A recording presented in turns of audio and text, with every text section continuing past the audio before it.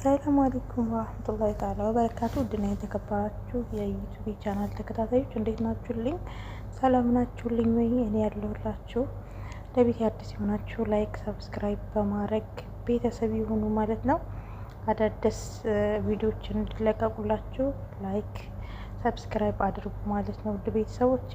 እና ደግሞ እንግዲህ አዲሱን ክፍል 78ን ይዘን መጥተናል ማለት ነው። ክፍል 78 እንግዲህ ያው የናታን አባት ሞቷል ማለት ነው። እንግዲህ የናቱ አባት በመሞቱ ናታንም በጣም አዝኗል፣ መላው ቤተሰቡ አዝኗል። ያው ጽ ብቻ ነች እንግዲህ ያልሰማችሁ እና እንግዲህ ያው ያፌትን በማዘኑ በጣም ተናዷል። ከምንም በላይ ራሱን እንትን እየጎዳ ነው ያለው።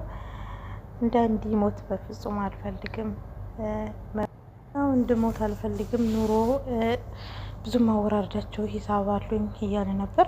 ግን መሞቱ በጣም ያስጠላል በጣም ከምንም በላይ ማለት ያኔ ኑሮ ቢሆን በጣም አሪፍ ነው። እነ ናታንም ጥያቄያቸው ይመለስላቸዋል። ያፌትም ለበደለው ነገር ጥያቄ ይመለስለታል ማለት ነው። ስለዚህ በመሞቱ በጣም ያስጠላል ማለት ነው። ባይሞት አሪፍ ነበር። ግን እንግዲህ ወደፊት የሚመጣው ነገር ደግሞ አሪፍ ነገር ሊሆን ይችላል።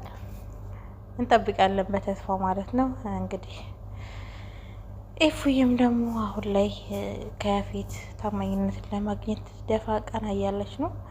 ገኒም ወደ ትልቁ ቤት ተመልሳለች። እንግዲህ እቅዷ ምን እንደሆነ ባይታወቅም ያው እንግዲህ ወደ ትልቁ ቤት ተመልሳለች ማለት ነው። እንግዲህ ያው ያፌትንም የወጋው ታውቋል።